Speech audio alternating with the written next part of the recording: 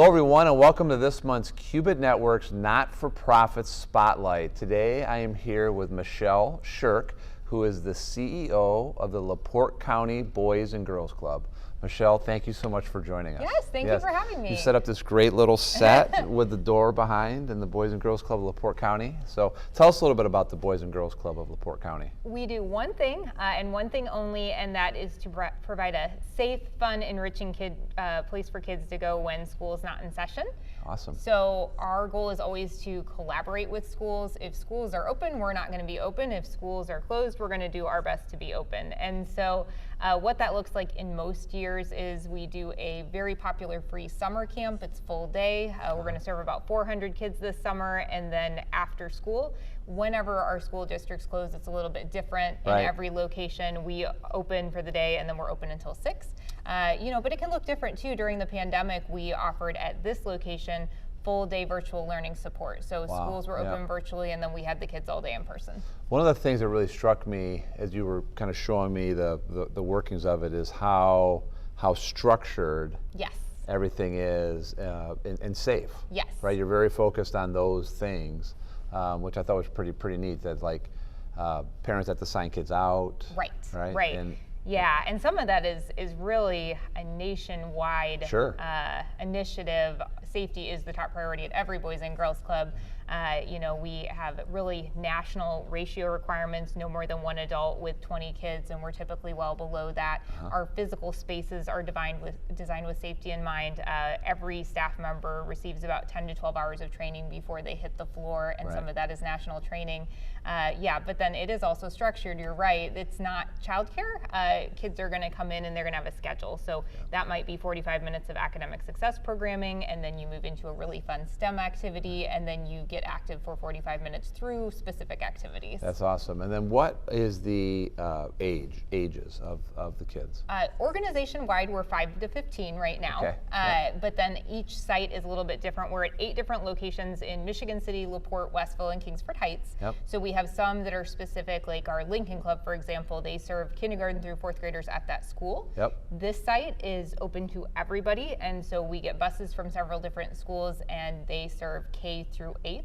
Gotcha. But they might not even all be in Michigan City. Right. Anybody can come here to this location. And then we've got like a middle school club that's just 5th through 8th. So each site is a little bit different, and then we kind of adjust our programming to meet those needs. And so you collaborate then with the schools a little bit on what that looks like. Okay.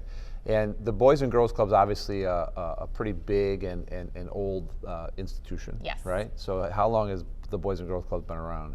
Like a trick question. I should know this. This was in my training, but it's somewhere in the neighborhood of 150 years, I believe. Our specific organization, because we are all local, independent 501c3 nonprofits, we've been here for 27 years. That's awesome. That's awesome. And we actually started under the name of Boys and Girls Club of Michigan City, but then right before I started 4 years ago, our board changed the name to LaPorte County, just to reflect the commitment to serving the whole community. Well, that is absolutely awesome. And I know as a resident of LaPorte County how valuable your organization is. I hear from parents and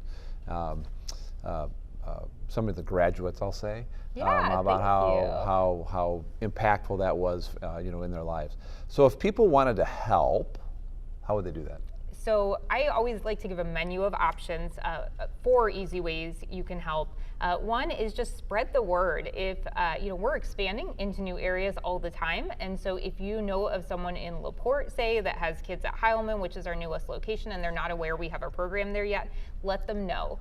Second is to give in-kind support, and by that I mean there's always a wish list of things that we could use at the club. I can never have enough construction paper, we can never have enough hand sanitizer, we can never have enough Kleenex, things like that. So we've had people do drives for us, which is really fun. I remember you showed me the one room over there where you allow people to shop. Yes, that's our American Licorice Boutique.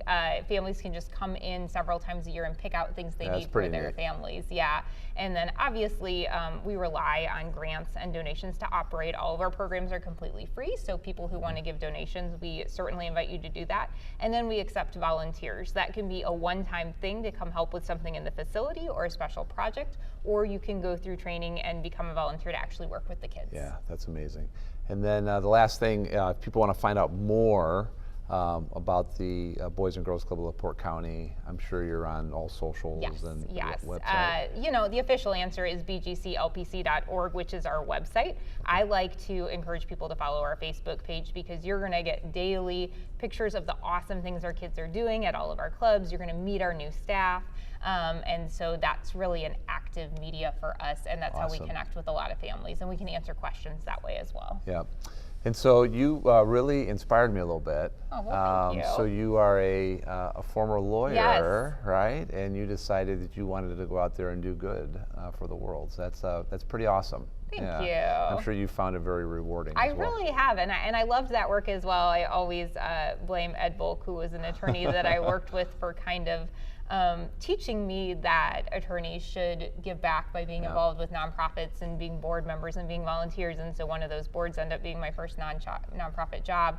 And so I always say I loved what I was doing then, but I just happen to love this even more. Yeah, that's awesome. Well, thanks for all you do. Yeah. Thanks for just everything, and meeting your staff. They're all very upbeat and pleasant too, so it's really good. We've got a great team. We're up to 52 team members. That's a lot crazy. Of them are shared staff with our local schools. We have teachers, paras, IAs, librarians, food services staff members. It's just a really great group. Yeah, that's very good. Thank you. And thanks everybody for watching. Thank you.